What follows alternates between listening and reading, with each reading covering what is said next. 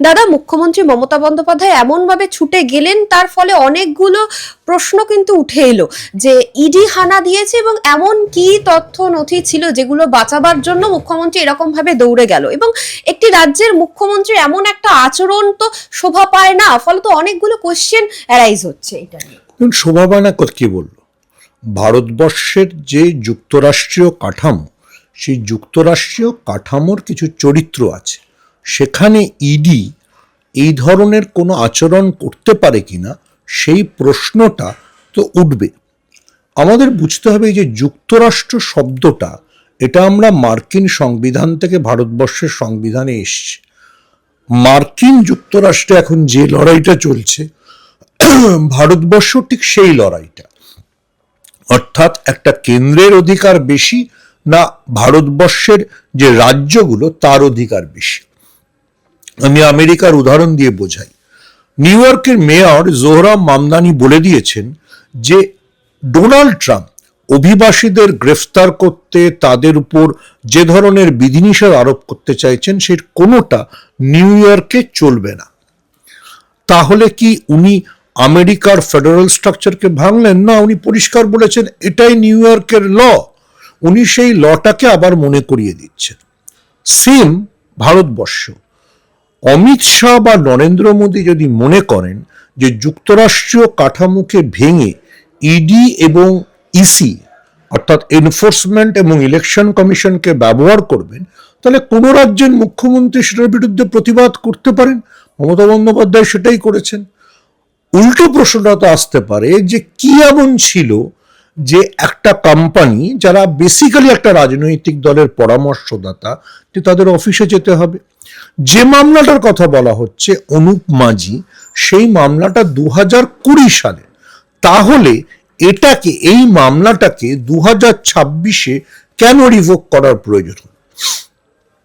যদি আমরা মানে আমি যে পার্সপেক্টিভে বলছি তার সপক্ষে যদি আমি বলি, ছত্তিশগড়ে যখন কংগ্রেসের সরকার ছিল, ভূপেশ বাগেল যিনি মুখ্যমন্ত্রী ছিলেন, তার ছেলের বিরুদ্ধে অভিযোগ আনা হয়েছিল।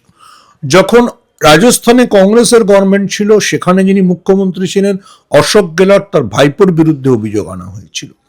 যখন পাঞ্জাবে কংগ্রেসের চরণজিৎ সিং চান্নি চিফ মিনিস্টার ছিল, তার বিরুদ্ধে অভিযোগ আনা হয়েছিল।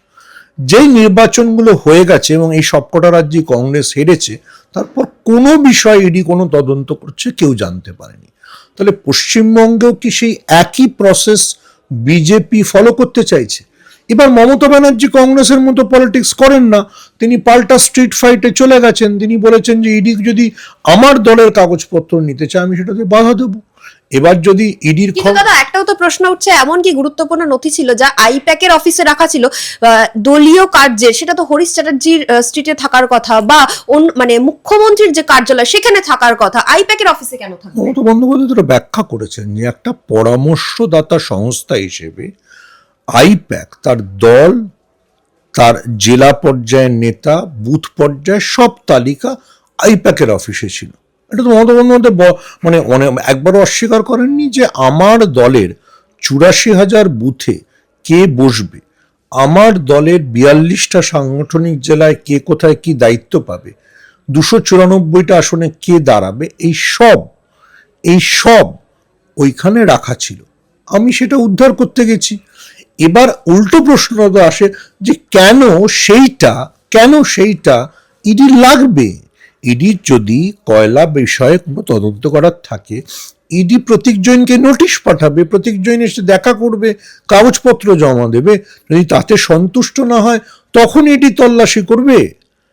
আবারও আমি বলছি, ভারতবর্ষে যেভাবে ইডিকে ব্যবহার করা হচ্ছে, ক্রমাগত ব্যবহার করা হয়েছে, তার একটা প্রতিবাদ হওয়াটা স্বাভাবিক ছিল। Mamata Bandyopadhyay different style of politician, উনি স্ট্রিট ফাইটিং এ বিশ্বাস করেন, যেটাতে আবার বিজেপি ভয় পায়, উনি স্ট্রিট ফাইটিং এ চলে গেছেন।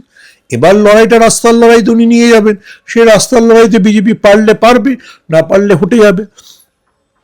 যখনই তুমি এই ধরনের এজেন্সিকে ব্যবহার করবো, আমি আবার আমেরিকার উদাহরণ দিচ্ছি, ডোনাল্ড ট্রাম্প যখনই মিনেসোটায় এই ধরনের ফেডারেল এজেন্টদের ব্যবহার করেছেন এবং ফেডারেল এজেন্টদের গুলিতে কেউ মারা গেছে, তখনই জোহরাম মামদানি বা স্যান্ডার্সরা বলবার সুযোগ পেয়ে গেছেন এটাই হচ্ছে ফ্যাসিবাদী চেহারা, তার প্রতিবাদ করতে রাস্তায় যেতে হবে।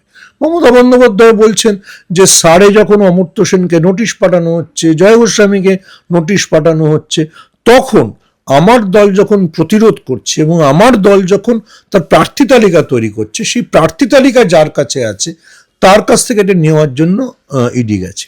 ইডিকে যেতে হবে কেন, আমি এটাই তো বুঝতে পারছি না। ইডি তো নোটিশ পাঠাবে। ইডিকে একটা এক্সট্রা জুডিশিয়াল মানে সংস্থা হিসেবে প্রমাণ করার চেষ্টা, সেটা তো সুপ্রিম কোর্টও বারবার ধাক্কা খেয়েছে। ইডি এখনো অবধি তাদের এই নরেন্দ্র মোদীর আমলে 6,200 মতো কেস করেছে, তার মধ্যে মাত্র 8টা কেসে চার্জশিট জমা দিতে পেরেছে। তো এটা যদি ইডির পারফরমেন্স লেভেল হয়, তাহলে সেটা দিয়ে ইডি কি করে চালাবে? এবং বিরোধীরা যে প্রশ্নটা তুলছে যে মুখ্যমন্ত্রী বোধহয় ভয় পেয়েছে, তাই জন্য এইভাবে ছুটে গেছে। দেখুন, সিপিএম বিজেপি দালাল হয়ে গেছে। অধীর চৌধুরীর ক্ষমতা নেই যখন রাহুল গান্ধীকে ন্যাশনাল হেরাল্ড কেসে ডেকে পাঠিয়েছে তখন যাওয়ার, কেন অধীর চৌধুরী এটা বলছে। মমতা ব্যানার্জি তো অধীর চৌধুরীর মতো হিরো পলিটিশিয়ান না। মমতা ব্যানার্জি জানেন কনফ্রন্ট কি করে করতে হয়, তাই কনফ্রন্ট করছেন।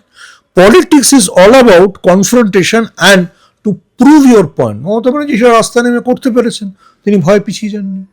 It's very simple.